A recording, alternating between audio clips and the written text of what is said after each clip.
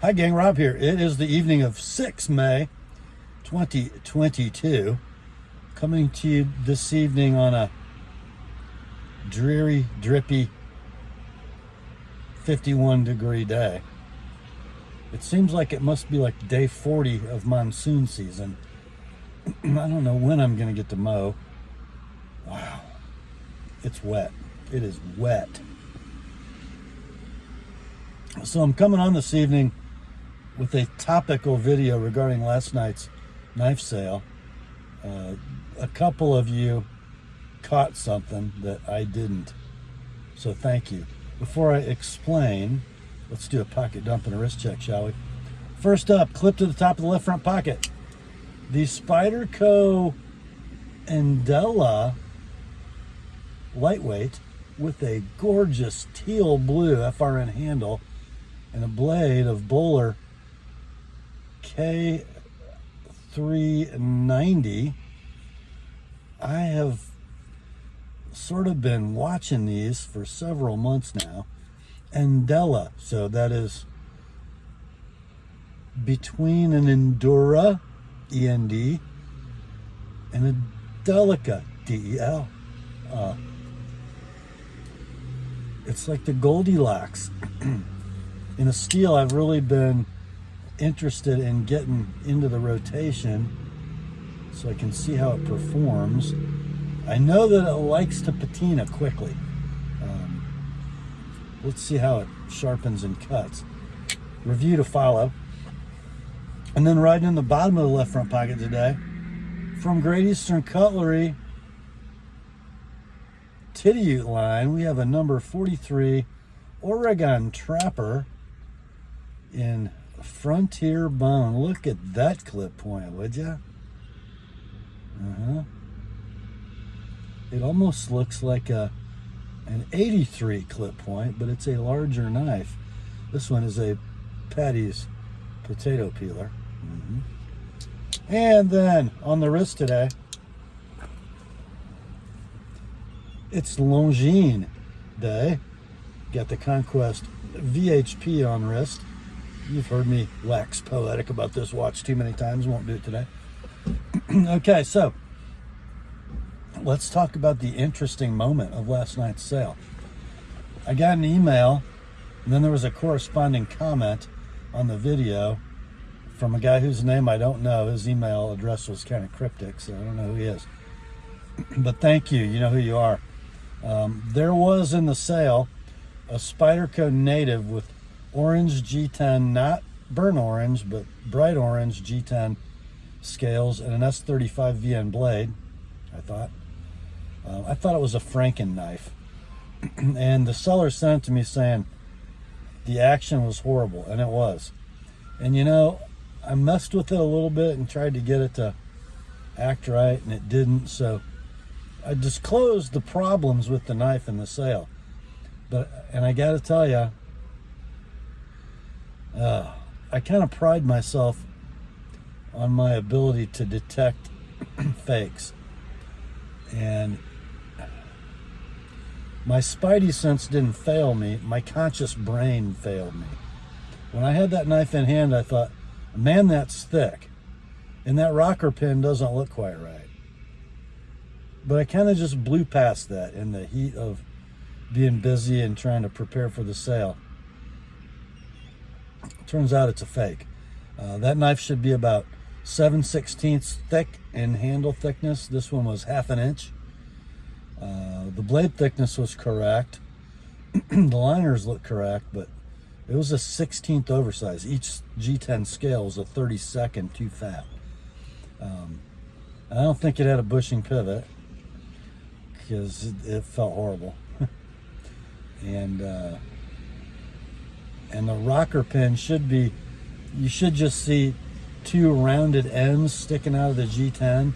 It's a shoulder pin that goes through. This one had it had a lathe turn end on one side and then a torque screw on the other. So and it was already sold when I got this email. But after I got the email and the smoke cleared, I kind of went back and took some measurements, and I emailed the buyer this morning and said, sorry, but I'm not shipping this knife. Here's why. And I refunded his money. And you know, somebody asked me how I spot fakes and clones, and I told them, this is months ago, I said the same way that the Secret Service spots counterfeit bills. They spend hours and hours, hundreds of hours, thousands of hours studying authentic currency so that when a counterfeit bill passes in front of their eyes, they instantly know it's not real. And you know, the thing I feel bad about is that when I had it in my hand as I was writing copy for the sale, it hit me as not being correct, and I didn't stop. I was kind of in too much of a hurry and just didn't look close. But then later in the evening, looking back, I was like, yeah, I did notice that. So no harm, no foul, I guess. The buyer has been made whole. He didn't have to, he didn't have to return it and ask me questions. I just never shipped it and sent him his money back. The seller, though, and he's a good consigner, he got this knife as part of a trade. I think he traded one knife for two, and he took this knife knowing he wasn't going to keep it.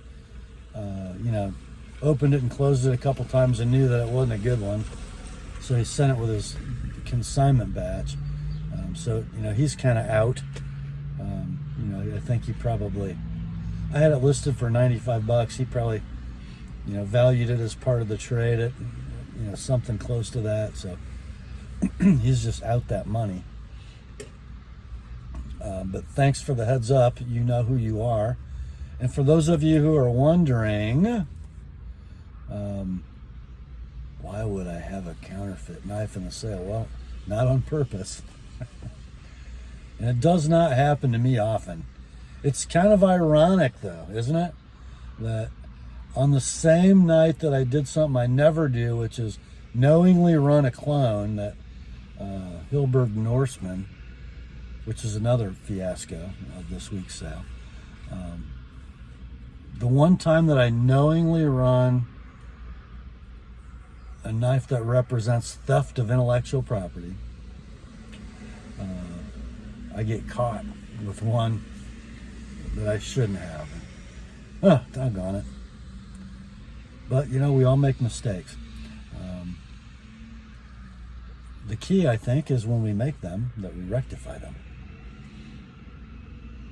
So, yeah, that's that. So for any of you who are wondering, and for any of you who are, sounding off in forums and social media about the horrors of the Apostle P selling fake knives as real ones, I just wanted you to know that it wasn't on purpose, and it was a mistake corrected.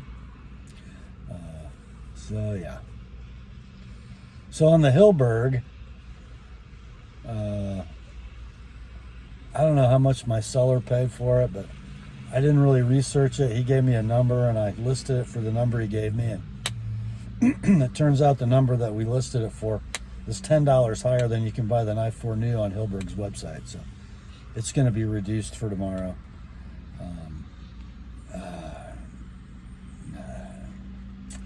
Anyhow, yeah, I had two I'll take it's on that knife, and between the I'll take it and the payment, both guys backed out. The second guy actually told me why. The first one didn't. He probably didn't want to embarrass me, but it's impossible for me to be embarrassed because I used to sell cars for a living. I got thick skin. But I'm also subject to conviction, right? Because Christ is my Lord. So I can't be embarrassed, but I certainly can be convicted. I'm probably feeling a little convicted tonight. If that Hilberg Norseman sells, that's fine, but it'll be the last time I make an exception to the no clones rule on my channel. But if somebody wants it, it's going to be what, I think 150 for tomorrow's price drop sale. If anybody wants it for that now, feel free. Yeah. So I'm feeling a little punky tonight, guys. Just feeling a little punky. Time to learn and get better. That is all for this one. Grace to you and peace, my friends, from God our Father and the Lord Jesus Christ. Remember, the word is sharp. Y'all have a great weekend. I'll talk to you soon.